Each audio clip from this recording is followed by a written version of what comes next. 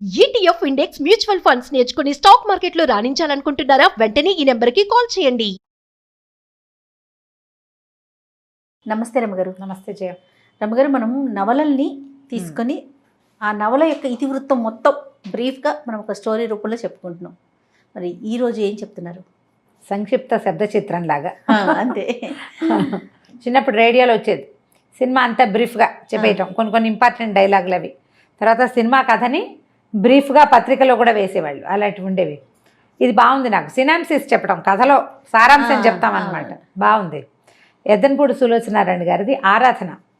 నేను మొన్నే చెప్పాను ఈ మాట. అవునవును. అయితే ఇది నేను మాదిరెడ్డి గారిదే ఎద్దనపూడి గారిది కొంచెం కన్ఫ్యూజ్ అయ్యా. యాక్చువల్గా నేను మొదట చదివిన నావెల్స్లో ఫస్ట్ సెట్లో ఆరాధన కూడా ఉంది. చిన్న ఎంఎస్కో వాళ్ళ చిన్న బుక్ ఉండేది మా ఇంట్లో. ఒక అమ్మాయి ఏడుస్తున్నట్టుగా ఉండే పిక్చర్ ఉంటుంది, అమ్మాయి కంటి నీరు పడుతున్నట్టుగా అన్నమాట. భలే కదిలించే కథ. చెప్పలేకపోవటం, మూగవాళ్ల వేదన ఎలా ఉంటుందో చాలా బాగుంటుంది కథ. భాష కూడా చాలా బాగుంటుంది. సులోచనారాయణ గారి కథనం అసలు చెప్పడానికి వీల్లేదు, అనితర సాధ్యం. ఎంత స్టైలిష్గా ఉండే క్యారెక్టర్లు నావెల్స్ రాశారు ఆవిడ. క్యారెక్టర్లను పెట్టి సింపుల్ సోబర్ సామాన్యమైన వాళ్ళు, మన పక్కింటి వాళ్ళు, సాధారణమైన మనుషుల కథలు కూడా చాలా బాగా రాశారు ఆవిడ. సెక్రటరీ అవి చాలా ఇష్టం నాకు. సెక్రటరీ, మీనా, జీవన తరంగాలు భలే బాగుంటాయి. చాలా పుస్తకాలు నా సినిమాలుగా కూడా వచ్చినాయి. ఈ ఆరాధనని సినిమా తీసుంటారని, సీరియల్ తీసుంటారని నేను అనుకోను. ఎందుకంటే ఆరాధనలో హీరోయిన్కి మాటలు లేవు. ఓహో.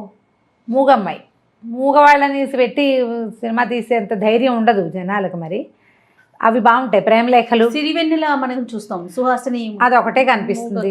అదొకటే కనిపిస్తుంది. అది కూడా అది విశ్వనాథ్ గారి చేతిలో పడింది కాబట్టి ఆయన తన తపస్సుతోటి దాన్ని సాధ్యం చేసేసారు, పండించేశారు. అంతే, అందరి వల్ల కాదు. బాగుంటుంది ఆరాధన కదా. అలాగే స్టార్ట్ చేద్దాం. అనంత్ అని ఒక సివిల్ ఇంజనీర్ అబ్బాయి. అతని తల్లి, ఇద్దరు పిల్లలు ఉంటారు. ఆవిడ పెద్ద కోడలు చనిపోయాక ఓ రెండేడు సంవత్సరాలు అయ్యాక అతనికి మళ్ళీ పెళ్లి చేయాలని సంకల్పిస్తారు. బాగా ఆలోచించి ఒక మూగ అమ్మాయిని పెళ్లి సంబంధం కుదురుస్తారు. అమ్మ నాన్న లేని అమ్మాయి తన పింతల్లి పంచన చేరి ఉంటుంది. అట్లా ఎవరు లేని, దిక్కులేని పిల్లలు, నోట్లో నాలుక లేని వాళ్ళు కనబడితే ఊళ్ళల్లో వాడేసేవాళ్ళు పాతకాలంలో. ఇప్పుడు కొంచెం జనాల్లోకి తెలివితేటలు వచ్చినాయి. కానీ ఆ అమ్మాయికి ఊరుమ్మడి సొత్తు, అందరిళ్లలో పనిచేసి పెట్టడం, మంచి పనిమంతురాలు. చిన్నది ఒక 20 ఏళ్ళ అమ్మాయి. అయితే ఆ పింతల్లికి ఒక 1000 రూపాయలు ఆశపెట్టి ఈవిడ ఈ అమ్మాయిని తన కొడుక్కి చేసుకుంటుంది. అది బాగా బతిమలాడుతుంది. అతను ఒప్పుకోడు కానీ బలవంతంగా ఒప్పిస్తుంది. అంతర్వాహినిలాగా కలిసిపోతుంది. ఆ పిల్ల మూగది, ఏమి భావాలు ఏమి ఉండవు. అక్కడ పింతల్లి పంచని చేరి బతుకుతుంది. హాయిగా ఇల్లు వాకిలి ఏర్పడితే తనదంటూ ఓ సంసారం ఉంటే ఇల్లు దిద్దుకుంటుంది. పల్లెటూరులో పిల్ల, పని పాట వచ్చిన పిల్లని చూసి ఆవిడ నిర్ధారించుకుని ఆ అమ్మాయిని పెళ్లి చేస్తుంది. అనంతకిచ్చి చేసేస్తే ఊళ్ళో వాళ్ళంతా ఏమనుకుంటారంటే ఏదో ముస్లిం ఉతక ఏదో రెండో పెళ్లి వాడికి ఇస్తుంటే రెండో పెళ్లి వాడంటే ఎవరో అనుకుంటారు. ఈ పిల్ల సామాన్యంగా చామన్చాయిగా సామాన్యమైన పర్సనాలిటీ, కాస్త ఒత్తైన జడ తప్పిస్తే ఏముండదు, మామూలు పిల్ల. అతను చాలా అందమైన వాడు, తెల్లగా పొడుగ్గా మంచి స్ఫురద్రూపి అయినవాడు. ఇద్దరు పిల్లలు. అందరు ఆశ్చర్యపోతారు, ఇది మూగ పిల్లకి భలే అదృష్టం పట్టింది అని. తీరా సరే మీరెవరు రావక్కర్లేదు, దూరభారం పట్నం కదా అని చెప్పి అమ్మాయిని తనతో పాటు తీసుకెళ్ళిపోతుంది ఆవిడ. ఇంటికి వెళ్ళాక ఒక 5-6 ఏళ్ల పిల్ల, ఒక 3-4 ఏళ్ల పిల్లాడు. ఈ పిల్లలు, ఈ అమ్మాయి మంచి పనిమంతురాలు కదా, పల్లెటూళ్ళల్లో పనిచేసిన వాళ్ళకి పట్టణాల్లో చిన్న ఇళ్లలో పనులకు ఏం లెక్క ఉంటాయి. మెల్లిగా అత్తగారింట్లో అలవాటు పడుతుంది. అతనేమి అమ్మాయి ఇంట్లో ఒక పని మనిషి కింద ఉంటుంది అంతే. అతని అమ్మాయితో ఏమి మాట్లాడు, పిలవడు, చేయడు, ఏమీ ఉండదు. అంటే ముట్టనట్టు ఉంటాడు, తన దారిని తను ఉంటాడు. ఈ పిల్ల ఇంకా మెల్లిగా ఇంట్లో స్థిరపడుతుంది. భర్తని చూడడానికి, మరి భర్త అనేసరికి ఒక ఫీలింగ్స్ ఉంటాయి కదా. మనిషి ఏమో చాలా అందమైన వాడు అతను. కొద్ది రోజులు అట్లా గడుస్తుంటే ఒకరోజు ఎవరో చుట్టాలు వస్తున్నారని అన్ని పలహారాలు అవి చేయిస్తుంది కోడలతో అత్తగారు. ఇంట్లో పని మనిషి మానేస్తుంది. ఆ పనులన్నీ కూడా ఈ అమ్మాయి మీద పడితే తన ఇల్లు, తన భర్త, తన పిల్లలు, తన అత్తగారు అనుకుంటుంది. ఎవరో చుట్టాలు వస్తున్నారని, వాళ్ళు వచ్చాక నీకు చాలా విషయాలు తెలుస్తాయని మొత్తం జరిగిందంతా చెప్తుందనమాట. తనకి తండ్రి లేడు ఈ అనంత్కి చిన్నప్పుడే. లేకపోతే సరే ఆవిడే ఊళ్ళో ఏదో చిన్న పొలం అవి ఉన్నాయి, హైదరాబాద్ వచ్చి ఆవిడ పిల్లల్ని ఇంజనీరింగ్ చదివించుకుని చాలా బాగా చదువుకున్నాడు, సివిల్ ఇంజనీర్ అతను. సరే ఏవో చిన్న పనులు చేస్తున్నాడు. ఆడపడుచులు 2 ఉన్నారు ఈవిడికి. వాళ్ళల్లో ఒకళ్ళ పిల్లని ఇచ్చి చేసుకోవాలని వాళ్ళు అడిగారు. మొదటంతా వీళ్ళతో బాగా ఉండలేదు, కానీ పిల్లాడికి మంచి చదువు పెద్ద ఉద్యోగం వచ్చే అవకాశం ఉండేసరికి వాళ్ళు అడిగితే వీళ్ళు ఒప్పుకోవాలి. ఈవిడికి ఏంటంటే తనకి కూతురు లేని లోటు తీరుస్తూ ఇప్పుడు మా పిల్లాడిని చక్కగా చూసుకుని ఆలోచించుకుంటారు కదా, ఒకడే కొడుకు, వాడికి మంచి పెళ్ళం కావాలని. వాళ్ళు ఎవ్వరూ తన కొడుక్కి సరిపోయే పిల్లలుగా తోచరు. ఇతను ఏం చెప్తాడంటే, నేను పిల్లని ప్రేమించాను, సుధా అంటే అత్త కూతురు, ఏ అత్త కూతురుని చేసుకోమంటున్నారో దాని ఫ్రెండ్ చాలా బాగుంటుందని చెప్పాడు. మనమే వెళ్ళి వాళ్ళ ఇంటికి వెళ్ళి పిల్లని అడగాలమ్మా అన్నాడు. ఇప్పుడు ఆశ్చర్యపోతుంది, మనం వెళ్ళి అడగటం ఏమిట్రా, బలంతంగా ఒప్పిస్తాడు. బాగుంటుందని. తీరా వెళ్తే వాళ్ళ ఇంటికి ట్యాక్సీలో తీసుకెళ్తాడు. వెళ్ళాక ఆవిడకి తెలుస్తుంది వాళ్ళు బాగా డబ్బున్న వాళ్ళు, 2-3 ఆడపిల్లలు, ఎవరో తెలిసిన వాళ్ళు ఉంటారు. వాళ్ళు ఊరికే హలో అంటారు, కానీ పిల్లేమో బెంగాణి బొమ్మల్లే చాలా అందంగా ఉంటుంది, అపరిమితమైన నాజూకు, బోల్డంత ఆస్తిపరులు.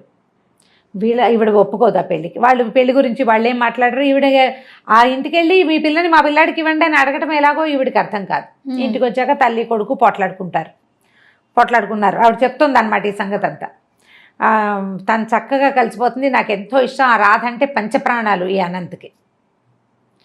ఈవిడేమో అసలు ఆ పిల్లని పెళ్ళంగా ఉంచుకోవాలంటే నువ్వు ఎన్ని చెయ్యాలో తెలుసా, ఎన్ని పద్ధతులు మార్చుకోవాలంటే. వాళ్ళు కూడా పేదవాళ్ళేనమ్మా, మనలాంటి వాళ్ళే. క్రమంగా సంపాదించాడు ఆయన, పిత్రార్జితం కాదది. నేను కూడా అలాగే సంపాదిస్తాను, ఇంజనీరింగ్ చదివి నేను సంపాదించలేనా అంటాడు. రోజులు గడుస్తాయి. ఒకరోజు సాయంకాలం ఆ రాధని వెంట పెట్టుకుని పెళ్లి చేసుకుని తీసుకొచ్చేస్తాడు. ఓహో. తీసుకొచ్చాక ఆవిడకి తెలుస్తుంది ఆ అమ్మాయి ఒట్టి మనిషి కాదు. ఇక తొందరపడి పెళ్లి చేసేసుకున్నాడు. ఆ వచ్చిన రోజు నుంచి తప్ప మరుసటి రోజు నుంచి వీళ్ళ జీవితాల్లో సుఖం లేదు. ఇంకా మర్నాడు వాళ్ళ అమ్మ నాన్న వచ్చారు, తిట్టిపోసారు, నానా గోలా చేశారు. తర్వాత కొంచెం మెల్లిగా నెలలు వచ్చినాయి. దాని ఫ్రెండ్స్ వచ్చేవాళ్ళు. వీళ్ళు మా అమ్మాయి ఖరీదైన ఇళ్లలో ఉన్న అమ్మాయి, ఇంత చిన్న ఇల్లు ఇరుగ్గా ఉంది, పరిసరాలు బాగుండలేదు అంటే ఊళ్ళో ఉన్న ఇల్లు పొలం అన్నీ అమ్మేద్దామని తల్లిని బలవంత పెట్టాడు. ఊళ్ళో పొలాలు అమ్మేశారు. ఇళ్ళ స్థలం ఎంత కష్టపడి ఎన్నేళ్ళో దాచి పెట్టుకున్న స్థలాలు మరి ఇంకేం చేస్తుంది. ఈవిడ ఒకడే కొడుకు, 40,000 ఎంతో మొత్తానికి అమ్మేసి ఇక్కడ ఇల్లు అద్దెకి తీసుకుంటాడు, అన్నీ ఏర్పరుస్తాడు, కులాసాగా ఉంటారు. మరి పెద్ద పిల్లకి ఏడాది వస్తుంది, మొదట ఒక పాప పుట్టింది. ఆవిడ వాళ్ళ అమ్మ నాన్న బాగా రాకపోక చేసి పిల్లని తమకు ఇచ్చేయమంటారు. ఈ అమ్మాయి కూడా పంపుదామనుకుంటుంది, కానీ అతను ఒప్పుకోడు. నాకు తోబుట్టులేరు, ఎవరు లేరు, నేను ఒంటరిగా పెరిగాను, నా పిల్లలు నాతోటే ఉండాలంటాడు. ఈ పిల్ల కొంచెం ఏడాది నిండేసరికల్లా మళ్ళీ నెల తప్పుతుంది అమ్మాయికి. ఈసారి ప్రెగ్నెన్సీ కొంచెం కాస్త 2 నెలలు గడిచేసరికల్లా ఇల్లు జప్తు అయిపోతుంది. తల్లి పోట్లాడుతుంది, ఇంత డబ్బు పట్టుకొచ్చావు కదా, అంతా ఏం చేశాడో మరి, వాడుతున్నాం కదా, జల్సాలకి వాడేసుకున్నారు డబ్బంతా. ఇక లబోదిబో. అక్కడి నుంచి ఏం చేస్తారు, వెంటనే ఇల్లు మారిపోయారు, చిన్న ఇంట్లోకి వెళ్ళారు. పిల్లకి కడుపుతో ఉన్న పిల్లకి మందు మాకు కూడా లేని స్థితి వచ్చేసింది. అతనికి ఉద్యోగం రాలా. ఆ ఊరు నుంచి తెచ్చిన డబ్బుతో ఇల్లు అవి కొనేసి అది చేసి ఖర్చు పెట్టేశాడు, ఎంజాయ్ చేసేసాడు. ఈ పిల్ల అతనికి ఏంటంటే ఆ భార్య అమిత వ్యామోహం అమ్మాయి అంటే, దాన్ని సంతోషంగా ఉంచడమే కావాలంతే. సరే, తీరా డెలివరీ అయ్యే టైంకి వాళ్ళ అమ్మ నాన్న వచ్చారు, కానీ వాళ్ళేమీ వీళ్ళతో సరిగ్గా లేరు. ఇంత చిన్న ఇంట్లో ఉంటున్నారని ఏదో అంటారు. అమ్మాయి దిగులుగా ఉంటుంది. పిల్లాడు పుట్టాక మా అమ్మ వాళ్ళ ఇంటికి వెళ్తానంటుంది, బెంగ పెట్టుకుంటుందని పంపిస్తారు. అక్కడికి వెళ్తే 2 రోజులు 4 రోజులకి తిరిగి వచ్చేస్తుంది, ఉండలేదు వాళ్ళ దగ్గర. వాళ్ళంతా డబ్బులు ఉన్నవాళ్ళు, ఈ అమ్మాయి పేదింట్లో ఉండిపోయింది. నాదే పొరపాటు, ఉద్యోగం లేని వాడు ఇంత ఖర్చు పెడుతుంటే ఎలాగా అని నేను అడగలేకపోయాను, నాకు తెలియలేదు, నా వల్లే మన పరిస్థితి ఇట్లా అయిందని ఫీల్ అవుతూ ఉంటుంది. పిల్లాడు కొంచెం పెరిగిన తర్వాత ఒకరోజు పిల్లలిద్దరిని తయారు చేసి, నేను మా అమ్మమ్మ వాళ్ళ ఇంటికి వెళ్ళొస్తానని పిల్లలిద్దరిని ఇక్కడ పెట్టి పుట్టింటికి వెళ్తుంది. మర్నాడు పొద్దున మధ్యాహ్నం వాళ్ళ నాన్న వచ్చి ఆ మేఘాల మీద రాసుకెళ్ళి ఎక్కడన్నాడు, నా కూతురుని చంపేశాడని కాల్ చేశాడు. ఆ అమ్మాయి అక్కడికి వెళ్ళి నిద్ర మాత్రలు వేసుకుని చనిపోయింది అమ్మ వాళ్ళ ఇంట్లో. నా వల్లే నా భర్త ఇట్లా అధోగతి పాలైపోయాడు, వీళ్ళకి మేము ఎప్పటికి పైకి వస్తాం, మా అక్క చెల్లెళ్ళ ముందు నేను ఎప్పుడు తలెత్తుకుని తిరుగుతాను. అలా దిగులతోటి సూసైడ్ చేసుకుంటుంది. ఈ పిల్లలు మిగిలిపోతారు. అది కష్టం మీద ఇప్పుడే ఏదో ఉద్యోగం, ఒక కాంట్రాక్టు లభించింది, సొంతంగా కాంట్రాక్టులు చేసుకుంటున్నాడు. ఇది మనసులో పెట్టుకో. ఆ రాధని మర్చిపోలేడు వాడు. ఆ రాధ ఒక నిర్భాగ్యురాలు, అది ధైర్యంగా నిలబడ్డం చేతకాక, భర్తను సపోర్ట్ చేయలేక, తొలి కాలంలో తెలివి తక్కువతనంతో, తర్వాత కాలంలో బలహీనతతోటి చచ్చిపోయింది అని కోడలికి విస్తారంగా జరిగింది చెప్తుంది. ఆ భార్య మహాసౌందర్యవతి, పరమనాజుకు, అత్యంతంగా ప్రేమించాడు. ఈ సామాన్యమైన అమ్మాయిని భార్యగా కూడా ఇతను అంగీకరించాడు. తెలిసింది కదా, సరే కొంతకాలం మెల్లిగా అలవాటు అవుతుంది, లేని ఊరుకుంటుంది. చుట్టాలు ఎవరో వస్తారనుకుంటారు, వాళ్ళు రారు. మెల్లిగా ఇంట్లో అలవాటు పడిపోతుంది. ఏవో చిన్నవి ఇంట్లో వచ్చే సాధారణంగా అందరి ఇళ్లలో వచ్చేవే వస్తూ ఉంటాయి. కొంతకాలం అయ్యాక ఈవిడికి ఎక్కడికో వెళ్ళేందుకు అవకాశం వస్తుంది. ఫ్రెండ్స్ ఎవరో ఎక్కడికో వెళ్తున్నారు, మరి వాళ్ళతో పాటు యాత్రలకు వెళ్తానంటుంది. కొంచెం డబ్బులు వస్తున్నాయి వీళ్ళకి, కాస్త పర్వాలా. ఆయన అతను కాంట్రాక్ట్లు చేస్తున్నాడు, ఏదో హోటల్ కాంట్రాక్ట్ ఏదో తీసుకున్నాడు, డిజైన్లు గీసుకుంటూ ఉంటాడు. అయితే ఏమవుతుంది, ఆవిడ ఊరు వెళ్తానంటుంది. అన్నపూర్ణకి ఇదంతా అలవాటైపోయింది. పూర్ణ అమ్మాయి అన్నీ అలవాటైపోయినాయి. పిల్లల్ని చూసుకుంటుంది, పాలవి అవి రాయటం వచ్చు. ఆ అమ్మాయికి చెవులు వినిపిస్తాయి, మాట్లాడడం రాదు, రాసి చేయగలదన్నమాట. సరే వెళ్ళిపోతుంది ఆవిడ ఊరు. ఈ పిల్లల్ని పెట్టుకుని ఈ అమ్మాయి ఉంటుంది. ఒకరోజు ఏదో మేడ మీద పప్పు ఎండబోయటానికి వెళ్తుంది. పప్పులో పిల్లాడు నీళ్లు పోసేస్తాడు ఆటకి. ఎండబోయటానికి వెళ్తుంది. దిగి వచ్చేటప్పుడు అతను కనపడతాడు, సందు చివరి నుంచి భర్త వస్తే అతను మేడ మీద ఉంటే కేకలేస్తాడేమోనని గబగబా దిగిపోతూ చెంగు వదిలించుకుని వచ్చేస్తుంది. పిల్లాడు కష్టపడిపోతాడు పైనుంచి. వాడి ముక్కు మూతు పగిలిపోతాయి.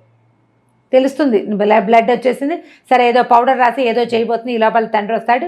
ఈ పిల్ల ఏం చెప్తుందంటే, పిల్లకి ఈ అమ్మాయి మొహం గిట్టదు. 5-6 ఏళ్ళు వచ్చినాయి కదా, చుట్టుపక్కల ఇళ్లలో పెత్తనాలకు వెళ్తుంది. అది మీ పిన్ని వస్తే మీ నాన్న మీ పిన్ని ఒకటైపోతారు, మిమ్మల్ని బాగా చూడరు, సవితల్లి ఫీలింగ్ ఎక్కిస్తారు దానికి. అదెంతసేపు మూగిపోద్దని దీన్ని అమ్మాయిని అన్నపూర్ణని తిడుతూ ఉంటుంది, ఎక్కిరిస్తుంది పిల్ల. 4-5 ఏళ్ల పిల్లలు అలా బిహేవ్ చేస్తారు. ఆ పిల్ల ఏం చేస్తుంది, నాన్న తమ్ముడు పప్పులో నీళ్ళు పోసాడని పిన్నే తమ్ముడు తోసేసింది అంటుంది. అయ్యో అనేసరికి చెంపకాయ కొడతాడు ఈ అమ్మాయిని. అసలు పిల్లల కోసమే కదా నువ్వు వచ్చావు, వీళ్ళు లేకపోతే నీ మొహం చూడాల్సిన అవసరం కూడా ఉండేది కాదు నాకు అని చెప్పి ఈ పిల్లాడినేమో హాస్పిటల్కి తీసుకెళ్తాడు.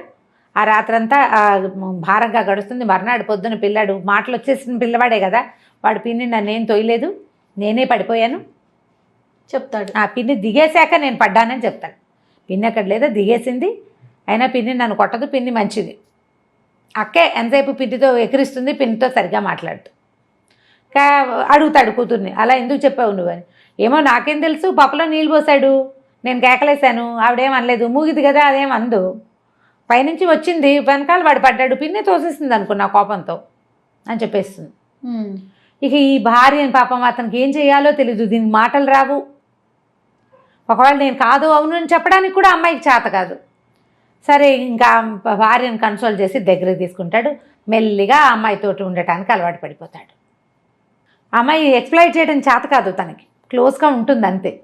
ఆ ఊరు నుంచి వచ్చిన తర్వాత అత్తగారికి తెలుస్తుంది వీళ్ళిద్దరూ బాగా క్లోజ్ అయ్యారు, అతను మామూలుగా ఉంటున్నాడు ఈ అమ్మాయితోటి అని. కొద్ది రోజులు గడిచాక ఈ అమ్మాయి ప్రెగ్నెంట్ అవుతుంది. అయ్యేసరికల్లా ప్రెగ్నెన్సీ పనికి రాదనుకుంటారు వీళ్ళకి అన్ని పనులు చేసేయాలి, ఇల్లంతా ఏర్పాటు చేసేయాలి, మంత్రదండ ఉన్నట్టుగా ప్రవర్తించాలి. కానీ వాళ్ళకి హక్కులు ఉండకూడదనే ఒక ధోరణి. ఎవరికి కొడుక్కి కొంచెం ఉంటుంది, అత్తగారికి ఎక్కువ ఉంటుంది. భయాలు వస్తాయి రకరకాలు. ఇప్పుడు ఏదో ఇంట్లో అన్నీ చూసుకుంటోంది, పిల్లలు పుడితే పిల్లల్ని సరిగ్గా చూడదేమో, ఆ భయం ఉంటుంది కదా. అక్కడి నుంచి ఏం చేస్తుంది అత్తగారు, వద్దు ప్రెగ్నెన్సీ, అతను కొంచెం ముందు వెనక ఆడతాడు, ఏమై కాదమ్మా డాక్టర్ దగ్గర తీసుకెళ్ళి నిర్ధారించుకుని ఒక ఇంజక్షన్తో సరిపెడతామని చెప్పి ఈ అమ్మాయికేమో అదంతా అర్థమైపోతుంది. ఆ పిల్ల పొట్టలో ఉన్న పిల్లే నాది, అమ్మ నాన్న లేరు, భర్త బాగున్నప్పుడు బాగుంటాడు, లేనప్పుడు లేదు. ఆ పిల్లలు ఎప్పుడు పరాయి పిల్లలే, తను ఎంత బాగా చూసినా కూడా. తన పొట్టలో ఉన్న శిశువు తనది, ఆ బేబీని ఉంచుకోవాలనుకుంటుంది. ఇంజక్షన్ చేయించడానికి ఆ డాక్టర్ దగ్గర తీసుకెళ్తాడు, ఇంగ్లీష్లో మాట్లాడతాడు. అంతా అయ్యాక అమ్మాయి ప్రిస్క్రిప్షన్ ప్యాడ్ మీద వద్దు నాకు ఇంజక్షన్ చేయదు, నాకు ఈ పిల్ల కావాలని రాసేస్తుంది. డాక్టర్ ఏమో అది చూసి అతను చెడమడా కేకలేస్తుంది. తెలియకుండా చేస్తే ఎలాగండి, నేను అట్లా చేయను, ఇది ఇల్లీగలు అని చెప్పేసి ఇంటికి తీసుకొచ్చి చెడమడా కేకలేస్తాడు, బాగా కేకలేస్తాడు. నువ్వు వెధవం చేస్తావు, ఇక్కడే చెప్పచ్చు కదా ఆ మాట అంటాడు. ఇక్కడ చెప్పడానికి అత్తగారు అవకాశం ఇవ్వదు. అక్కడికి వెళ్ళాక ఇంకేం అవకాశం, దొరికిన అవకాశం యూజ్ చేస్తుంది అనమాట. దాంతో అతను ఏం చేస్తాడు, ఇక భార్యతో మాట్లాడడం మానేస్తాడు. అత్తగారు అసంబద్ధంగా ఎవడైనా సరిగ్గా ఉండదు. కొంచెం నెలలు వస్తాయి, 4-5 నెలలు అయితే ఏమవుతుంది, అతను ఏదో హోటల్ కట్టే ప్లాన్ వేస్తున్నాడు కదా, ఆ హోటల్ అంతా రెడీ అయ్యాక భార్యని పిల్లల్ని అందరిని తీసుకెళ్తాడు చూపించడానికి, తల్లిని అందరిని తీసుకెళ్ళేసరికి అలా పైకి వెళ్ళాక ఈ అమ్మాయి కనిపిస్తుంది. వాళ్ళంతా సంతోషంగా ఉన్నారు. నేనే ఏమిటో పరాయి దాన్ని, ఈ పిల్ల మీద వ్యామోహం ఏమిటి నాకు, వీళ్ళకి నేను ఎలాగో పనికిరాను. ఎందుకంటే అతను మాట్లాడలేదు, అమ్మాయి సామాన్యంగా సింపుల్గా ఉంటుంది. అతను మనిషి బాగుంటాడు, పిల్లలు అందంగా ఉంటారు. అత్తగారు తల్లి కొడుకు అతుక్కుని ఉంటారు, వాళ్ళు క్లోజ్ ఎక్కువ తల్లితోటి ముందు నుంచి కూడా. తన మీద తనకే ఒక రకమైన ఇష్టం వస్తుందన్నమాట. ఈ కడుపులో ఉన్న శిశువు మీద కూడా ఆకర్షణ పోతుంది. అంతకుముందంటే ఆ పిల్ల నాకు కావాలనుకుంటుంది కదా, ఏం చేస్తుందంటే ఇక్కడి నుంచి దూకేయాలనుకుంటుంది. మెట్లు లేని వైపుకి కాలు వేసి దిగిపోతుంది, పడిపోయేసరికి ప్రెగ్నెన్సీ పోతుంది. అత్తగారు అయ్యో అదేమిటో అమ్మ కాలు చెయ్యో విరిగితే ఎంత పని అయ్యేది అంటుంది. వీళ్ళకి కావాల్సింది అదే కదా, ఇప్పుడు తీగానే మాట్లాడతారు. వీళ్ళు పిల్లని లేకుండా చేయాలనే కదా చూశారు. సరే బాగా సారీ చెప్తాడు. మెల్లిగా కొన్నాళ్ళకి మళ్ళీ లైన్లో పడుతుంది, అంతా నార్మల్గా ఉంటుంది. ఇతనికి కొత్త పనులు వస్తాయి, పరిచయాలు పెరుగుతాయి, పెద్ద ఇల్లు తీసుకుంటారు, వాళ్ళంతమంది వస్తూ ఉంటారు. క్రమంగా ఈ అమ్మాయికి ఇతనితో క్లోజ్గా ఉండాలనే ఫీలింగ్ కూడా. ప్రెగ్నెన్సీ పోయేసరికల్లా ఆడవాళ్ళకి సహజంగా ఒక అయిష్టం వచ్చేస్తుంది. అంతకుముందు భర్త అంటే చాలా ప్రీతి అవన్నీ ఉంటాయి, పాపం సహజంగా ఉండేదే కదా. కానీ ఈ పార్టీలు ఫంక్షన్లు వాళ్ళని వీళ్ళని పిలవటాలు ఎప్పుడు పనిచేస్తూనే ఉంటుంది. ఓ రోజు ఎవరో వస్తారు చాలామంది, వాళ్ళు ఒక చంటి పిల్లని తెస్తారు, వాడు తెగ ఏడుస్తాడు. ఆ పార్టీలో ఏడిస్తే ఈ పొద్దు నుంచి పని చేసుకుంటూ పిచ్చి చీర జుట్టు జడంతా పిచ్చిగా పాయలు బయటకు వచ్చేసి మాసిపోయినట్టున్న బట్టలతో ఉన్న ఈ అమ్మాయి ఏం చేస్తుంటే పిల్లాడు ఏడుపుని తట్టుకోలేకపోతుంది. కొంచెం ప్రెగ్నెన్సీ పోయి ఉంది కదా, ఆ పక్కన పరిగెత్తుకుంటూ వచ్చి ఆ పిల్లాడిని తీసుకెళ్తుంది లోపల. పని మనిషి అనుకుంటారు వాళ్ళు. పిల్లాడు పాలు తాగిచ్చింది, ఫ్యాన్ వేసి కాస్త చొక్కా బొడదీసి కాస్త ఏదో మంచినీళ్ళు పట్టేసరికి వాడు సర్దుకుంటాడు. ఆవిడ లోపలికి వస్తుంది, పాలు ఉన్నాయా అవి ఉన్నాయి అని అడుగుతూ. తీరా అతను ఆవిడ చెప్తున్నాను, మీరు ఇంకా పెళ్లి చేసుకోవచ్చు, అదేంటి పెళ్ళి ఎందుకంటే ఇదిగో నా వైఫ్ ఈవిడే అంటే ఆశ్చర్యపోతుంది ఆవిడ. అమ్మాయి అన్నాము, తను మూగది, మాట్లాడలేదు, బయటికి రాదు, పని చేస్తుంది ఎక్కువగా అని చెప్తాడు. వాళ్ళు ఆశ్చర్యపోతారు. అప్పటి నుంచి ఇతనికి ఏమనిపిస్తుందంటే వైఫ్ని అన్ని చోట్లకి తిప్పాలి, ఈ అమ్మాయిని ఇట్లా మూల ఉంచకూడదు అనిపిస్తుంది. వెనకాలకు తిప్పుకుంటాడు, భార్యను బాగా దగ్గర తీసుకుంటాడు. అత్తగారికి నచ్చదు, దీనికి ఎందుకురా మూగిది, అది ఇంట్లో ఉండేదానికే అంటుంది.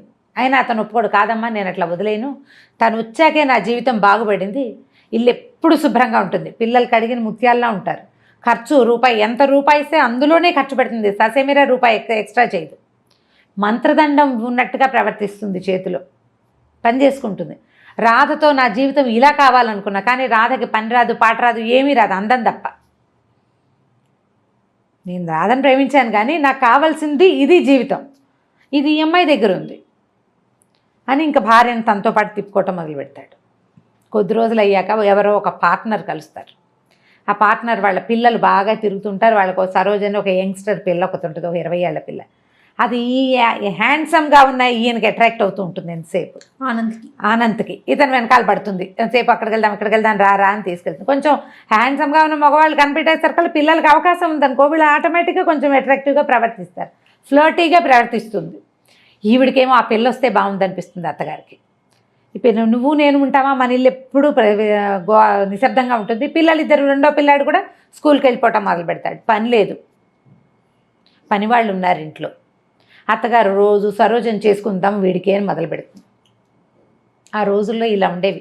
ఇది ఎర్లీ 70s ఏమైనా రాశారా, లేట్ 70s రాశారనుకుంటా. మూడో పెళ్లి చేద్దామని ఉంటుంది. ఈ మూగ పిల్లని చేసుకుని ఏం చేస్తాడు, వాడు లక్షాధికారి అయ్యాడు, ఇప్పుడు సంపాదిస్తున్నాడు, సంఘంలో పరువు ప్రతిష్ట, నలుగురిలో బయటికి వెళ్ళాలి, ఎవరైనా తీసుకెళ్ళాలి తనతో పాటు. ఈ పిల్లకి మాటామంతి రాదు, సామాన్యంగా ఉంటుంది. వాడు అందానికి తగిన పిల్ల కాదు. అనవసరంగా తొందరపడి ఈ పిల్లని చేసుకున్నానేమో అనిపిస్తుంది ఆవిడికి. ఆయన పిల్లల్ని పెంచి పెద్ద చేస్తుంది, స్కూల్కి పంపుతుంది, చక్కదిద్దుతుంది, అవన్నీ వేరే, పనికిరాదు, అయినా పనికిరాదు. అయితే ఏమవుతుంది, ఈవిడికి ఎలాగైనా ఈ అమ్మాయిని పంపేసి ఆ సరోజని తెచ్చేసుకుందామని ఉంటుంది. అయితే ఏమవుతుంది, ఇంతలో ఈ అమ్మాయికి ఊరి నుంచి ఉత్తరం వస్తుంది. వాళ్ళ బాబాయ్ రాస్తారు, పింతల్లికి అస్సలు ఒంట్లో బాగోలేదని అన్నపూర్ణని పంపించమంటే అమ్మాయి దొరికింది ఛాన్స్ అని ఈవిడేం చేస్తుంది, ఈ అమ్మాయిని ఊరెళ్ళమంటుంది. అప్పటికే చెప్తుంది సరోజని చేసుకుందాము వీడికి అని. ఆ అమ్మాయి విరక్తిగా ఉంటుంది, ఏం చేయాలో తెలియదు. ఇవన్నీ చేశాక ఇప్పుడు నన్ను పక్కన నువ్వు ఉండు, ఇంట్లోనే దాన్ని చేసుకుంటాడు సరదాగా అంటుంది. ఆ పూటే అతను అమ్మాయి వచ్చి ఇతన్ని సినిమాకో ఎక్కడికో లాక్కెళ్తుంది. ఈ పిల్ల నేను అన్నపూర్ణని ఊరు తీసుకెళ్తాను, ట్రైన్ ఎక్కిస్తాను, మీరు సినిమాకి వెళ్ళండి అని వాళ్ళని పంపించేస్తుంది. ఈ అమ్మాయికి తన ఎదురుగుండానే భర్త అమ్మాయితో కలిసి కారులో వెళ్తుంటే ఇక వీడు నాకేం దక్కుతాడు అనిపించేస్తుంది, విరక్తి పుట్టేస్తుంది కదా. సరే ఊరు వెళ్ళిపోతుంది. ఊరు వెళ్ళేసరికి అలా కొద్ది రోజులకే ఈ 4 6 పిల్లలు ఉంటారు ఆ పింతల్లికి. బాబాయ్ ఏమో పక్షవాతంతో మంచం మీద ఉన్నాయినా ఆవిడ కాస్త పోతుంది. పిన్ని పోయేసరికల్లా మరి ఆ ఇల్లు భారం ఎవరి మీద పడుతుంది? ఈఎంఐ, ఆ ఇంటికి పెద్దది ఈఎంఐ. సరే ఇంకా మెల్లిగా అక్కడ స్థిరపడుతుంది. పోయిందని తెలియగానే ఈవిడేమనుకుంటుంది, రాజేశ్వరమ్మ గారు అనంత్ వాళ్ళ అమ్మ, అమ్మయ్య ఆ ఇంట్లోకి దీని అవసరం ఉంది, ఎలా ఫిక్స్ అయిపోతుంది, కొన్నాళ్ళ పాటు రాదు, ఆ లోపల మన వ్యవహారం చక్కబెట్టేసుకోవచ్చు అనుకుంటాం. అక్కడి నుంచి వచ్చి 2 రోజులు ఇక్కడ ఉండి మరి 4 చూసి నేను వెళ్ళొస్తాను, కాస్త డబ్బులు ఏవో కోడల చేతిలో పెట్టి ఇక్కడ అన్నీ సర్దుకున్నాకే మెల్లిగా రా, తొందర ఏం లేదు అని కోడల చేత మా భర్త ఇంకో పెళ్లి చేసుకున్నాడు, నాకు అభ్యంతరం లేదని కాగితం మీద సంతకం పెట్టించుకుని పట్టుకెళ్తుంది. ఈవిడే అతని పార్ట్నర్ తోటి మాట్లాడితే మీ కోడలు కనుక సంతకం పెడితే మేము పెళ్ళికో రెడీ అని చెప్పారు. వాళ్ళు ఒప్పుకున్నారు.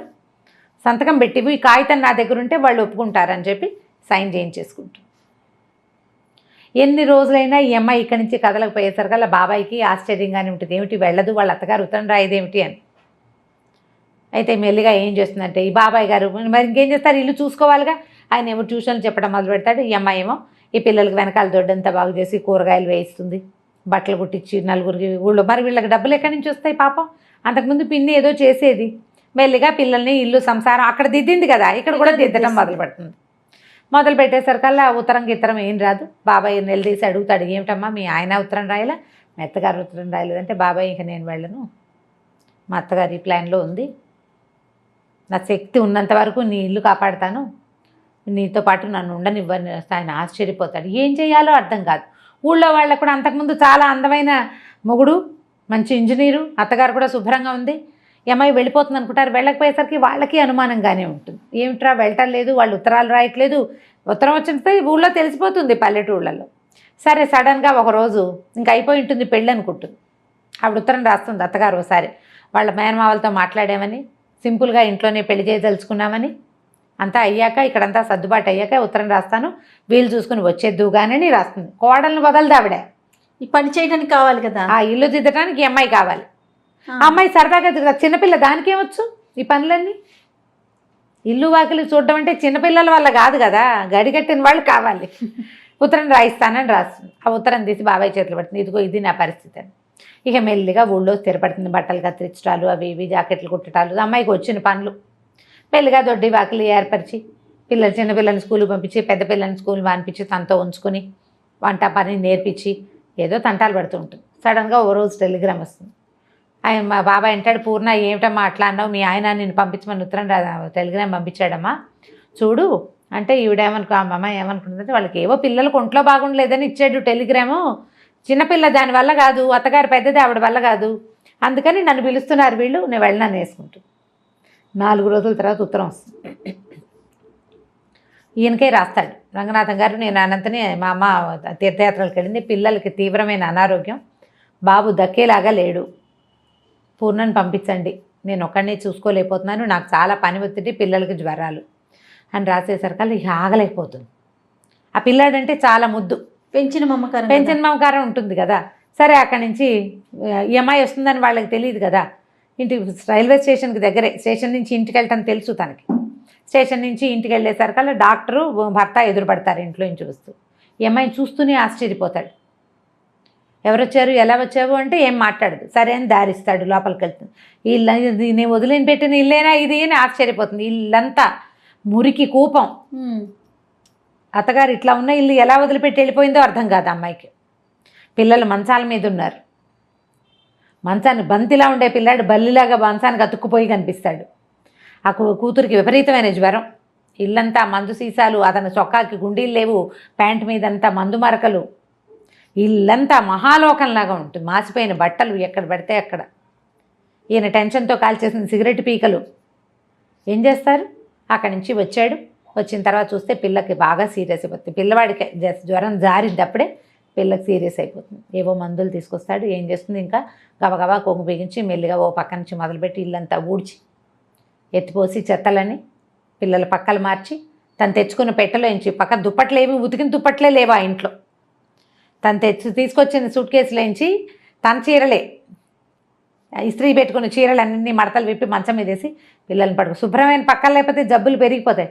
ఆ ఇంట్లోకి రాగానే అతను కనిపిస్తుంది, అన్నపూర్ణ చేతిలో ఏదో మంత్రదండ ఉంది, ఇల్లంతా క్లీన్, గంటలో పక్కలు చూస్తే పడుకోవాలనిపిస్తుంది.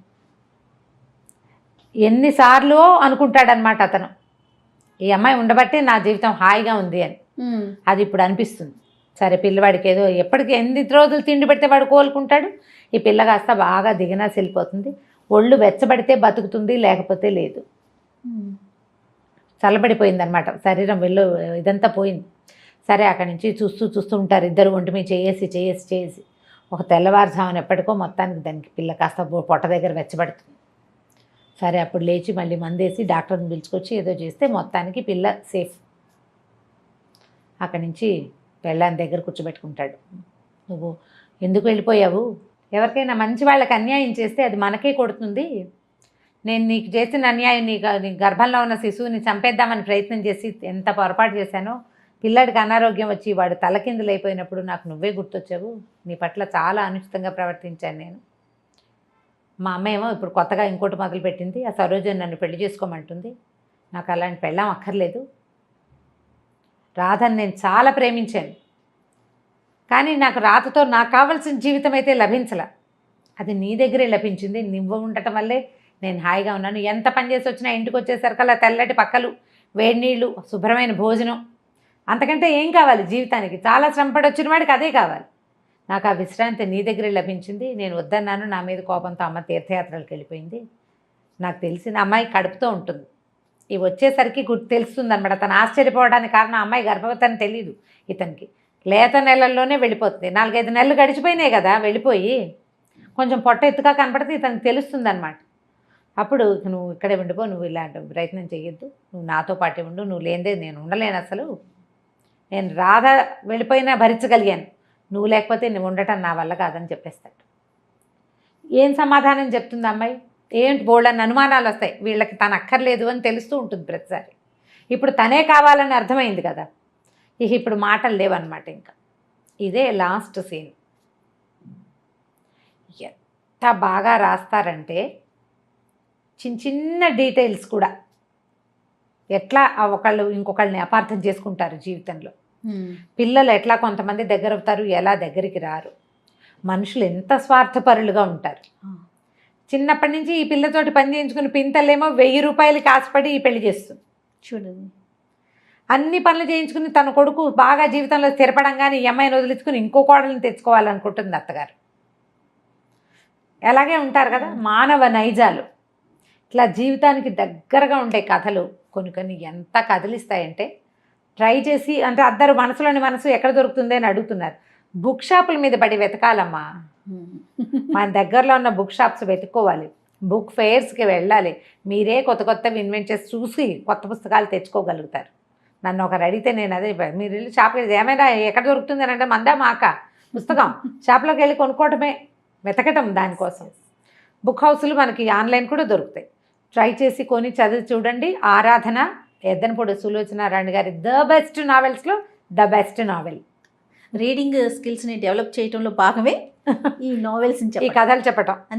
మళ్ళీ ఒకసారి అంటే ఆల్రెడీ పుస్తకాలు చదివే హ్యాబిట్ ఉన్న వాళ్ళందరూ చదువుతారు, వాళ్ళకి మనం చెప్పనే లేదు. మళ్ళీ ఒకసారి గుర్తు చేసుకుని చదవాలనిపించేలాగా చేస్తుంది ఒకటి. అసలు పుస్తకాలు చదవటం అలవాట్లేదు, ఏదో చిన్న కథలు చదివే అలవాటు ఉన్న వాళ్ళకి మన ముందు కూడా ఇంత అత్యద్భుతమైన రచనలు ఉన్నాయి, జీవితానికి ఇంత దగ్గరగా ఉండే కథలు ఉన్నాయి, ఎన్ని మలుపులో చూడండి తెలియజేయటమే మన ఈ ప్రోగ్రాం యొక్క ఉద్దేశం. పుస్తకాలు కొనండి, చదవండి, గిఫ్ట్ చేయండి ఎవరికైనా. మీ అంతటా మీరు చదివితే ఉండే సంతోషం ఏమిటో చదివి తెలుసుకోండి. తప్పకుండా రమ్మ గారు. నమస్తే. నమస్తే.